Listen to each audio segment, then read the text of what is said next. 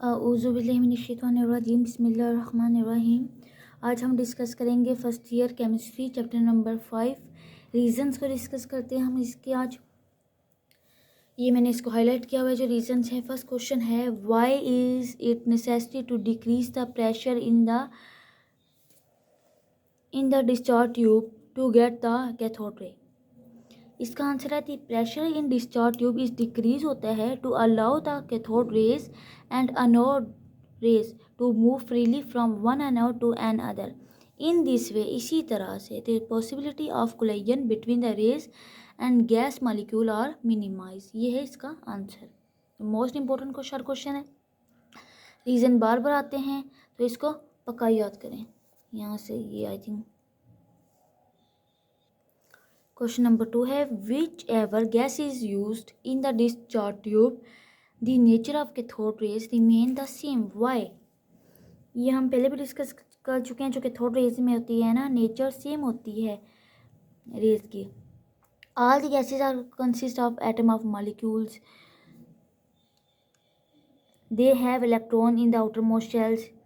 These electrons are detached by the high voltage and due to collision these electron become free। ये क्या हो जाते हैं? ये इलेक्ट्रॉन फ्री हो जाते हैं जिसकी वजह से ये है सेम नेचर होती है। They are repelled by the cathode and attracted towards the anode. That's why they are called the cathode rays. They are always electrons and nothing else। ये है इसका answer. Most important short question है। Next को short question है Y ई। ये जो हमने पढ़ा था इलेक्ट्रॉन और मास, जे थॉमसन ने इसको किया था discover. Value of the cathode rays is just equal to the that of electrons. क्यों? कैथोड रेज की जो वैल्यू है वो इक्वल क्यों है इलेक्ट्रॉन्स की? सिंस वो, क्योंकि वो कह रहे हैं जो कैथोड रेज है ना वो इलेक्ट्रॉन्स ही हैं, इसलिए since cathode rays are electron so their M value are equal to that of electrons. Next हम चलते हैं।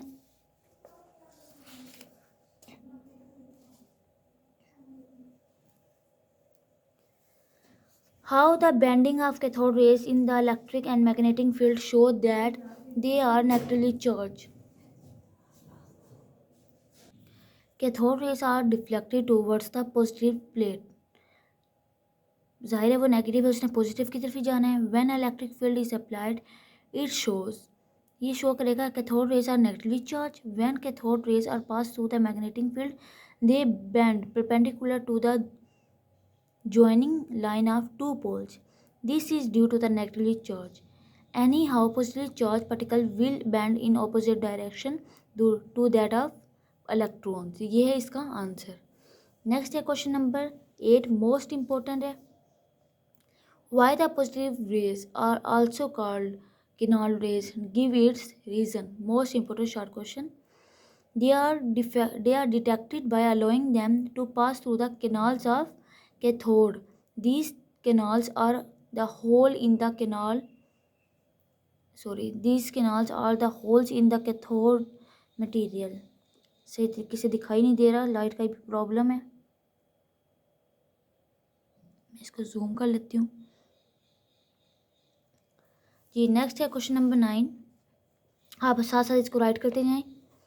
दी EM value of positive rays for different gases are different होती है, but those for the cathode rays the E/m यानी कि electron over mass values are same. Justified. The nature of particles of positive rays in discharge tube depend upon the nature of gas because nucleus of every gas has its own number of proton and neutron. Greater the number of proton and neutron in the nucleus of an atom or nuclei of molecule, smaller the E/m values. In case of cathode rays, which are always electron, E/m value remain the same। Next करते हैं most important short question है। E/m value of positive rays obtained from the hydrogen gas is 1836 times less than that of cathode rays। Justified। इसको हमने justify करना है। When we use, जब हम use करते हैं hydrogen gas in the discharge tube में, पॉजिटिव रे और कंसिस्ट ऑफ सिंगल प्रोटोन, ये किस पर होता है, सिंगल प्रोटीन पर proton. The proton is 1836 time heavier than that of electron, otherwise ये इक्वल होते हैं, लेकिन यह क्या है, ग्रेटर है, प्रोटॉन ग्रेटर है देन इलेक्ट्रॉन से। So its E over M value is 1836 time smaller. Next करते हैं कुछ क्वेश्चन है जो मोस्ट इंपॉर्टेंट है, अगर आई थिंक सो वो एक्सरसाइज में हैं, एक दो नहीं भी है लेकिन फिर भी इंपॉर्टेंट है, वो मैं करवाऊंगी इधर। ये देखें, क्वेश्चन नंबर 20 है आपके एक्सरसाइज में। How do you justify that distance between adjacent orbits of atom go on increasing from lower to higher orbits. ये लिख लें आप लोग साथ साथ, एज इट इज इसको लिखिएगा, नोटबुक हाथ में रखें आप लोग। The equation for the radius, जो रेडियस के equation of the atom, hydrogen atom की बात हो रही है, after putting the value of different parameter for hydrogen atom is as follow. R की रेडियस की वैल्यू मेरे पास क्या है, 0.529 नैनोमीटर। नेक्स्ट है ये चीज़ इसकी इक्वल है 10⁻⁻10। If we put the value, अगर हम नंबर की जगह 1 2 3 सो ऑन रखते हैं, we get the radii which show that distance between adjacent orbit go on increasing. यहाँ तक इसका आंसर है।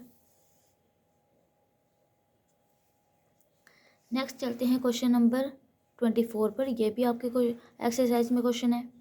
How do you come to know that velocities of electron in higher orbits are less than those in lower orbits of hydrogen atom.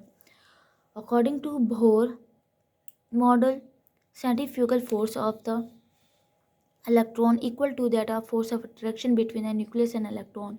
ये आप लोगों ने detail में long question में कर चुके हैं कि इक्वेशंस कैसे आई है। ये सेंट्रीफ्यूगल फोर्स की फार्मूला है, देन ये हमने पुट करना है और इसके अंदर पुट कर देना है। ये डायरेक्ट लिखा है लेकिन आप लोगों ने लॉन्ग क्वेश्चन में इसको डिटेल में कर चुके हैं। According to this equation, radius and velocity और इन्वर्स होते हैं टू ईच अदर के, greater the velocity of moving electron smaller the radius. Next है question number 25। Energy of an electron is inversely proportional to n, but energy of higher orbit are always greater than those of lower orbit. Why? Formula for the energy of an electron revolving in any orbit is given by the equation. Equation दी गई है E की, ठीक है। तो वो कह रहे हैं greater the value of N, अगर एन की वैल्यू ग्रेटर होगी, जो N2 लिखा हुआ है, तो एनर्जी जो, because energy is negative inverse of N, it become a more and more less negative. The value of energy approaches zero when N is equal to infinity. Infinity का मतलब होता है लामहदूद। नेक्स्ट देखें, differentiate between the adjacent level goes on decreasing sharply. Why? If we put the value of n as 1 2 3, we get the energies of various orbit of hydrogen atom. These values देखिए, E1 की value, E2 की, E3 की, E4 की, ये भी जब आप लोग डिटेल से टॉपिक पढ़ रहे थे उसमें चीज़ बताई गई है कि वैल्यूज़ कैसे और कहाँ से आई है। इसको बस इसके साथ फार्मूले के साथ आप लोगों ने सॉल्व करना है। ये फार्मूला है, इसमें इस चीज़ को पुट करके 1 2 3 को सॉल्व कर सकते हैं। बुक में हुआ है, इसको सॉल्व करके दिखाया गया है एग्जाम्पल में। As it clear from this value, the energy difference between adjacent level go on decrease from lower to higher level. Next देखते हो कोई क्वेश्चन है मोस्ट इम्पोर्टेंट जी, ये नहीं है, ये इधर से क्वेश्चन लगा हुआ है, वो इम्पोर्टेंट बता रहे हैं। Justify the distance gap between the difference orbit go on increasing from lower to higher orbits. Same वही बात होगी, आर की वैल्यू में आप लोगों ने सारी वैल्यूज़ पुट करनी है और आंसर आ जाना है। फिर आप लोगों ने बताना है कि इसमें क्या डिफरेंस है। चलते हैं क्वेश्चन नंबर 30 की तरफ, इम्पोर्टेंट है। Hydrogen atoms and helium are mono electronic system, but the size hydrogen is much smaller than the helium का स्मॉलर देन हाइड्रोजन से। वाई? अगर hydrogen atom helium ion have single electron in valence shell, but the helium has 2 proton in its nucleus, so it greater force than attraction. The size of helium is smaller than hydrogen. ज़ाहिर है nucleus जितना strong का होगा उसका size उतना ही छोटा होगा atom का। Do you think that the size of lithium is even smaller than the helium? Justify. वही बात हो गई है क्योंकि इसके अंदर 3 प्रोटॉन आ गए लिथियम में। Size of lithium has even smaller than the helium because lithium has 3 proton in its nucleus. It has only 1 electron. So देखें 1 एक तरफ n है। लिथियम का हम कितने प्रोटॉन की बात कर रहे हैं? 3। या हमने 3 पुट कर दिए फार्मूले में, तो इसका आंसर ही क्या हो गया। नेक्स्ट देखते हैं कोई क्वेश्चन जो इम्पोर्टेंट हो।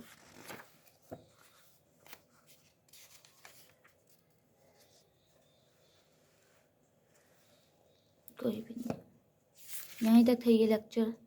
फिर हम डिस्कस करेंगे इसकी एक्सरसाइज कंप्लीट जो रीजंस तो आज मैंने करवा दी हैं। लॉन्ग क्वेश्चन को भी हम डिस्कस करेंगे, न्यूमेरिकल्स को भी इंशाल्लाह डिस्कस करेंगे। आई होप आपको लेक्चर पसंद आया होगा। शेयर, लाइक और सब्सक्राइब लाजमी किएगा। Thanks for watching my video. फिर मिलते हैं नेक्स्ट वीडियोज़ में।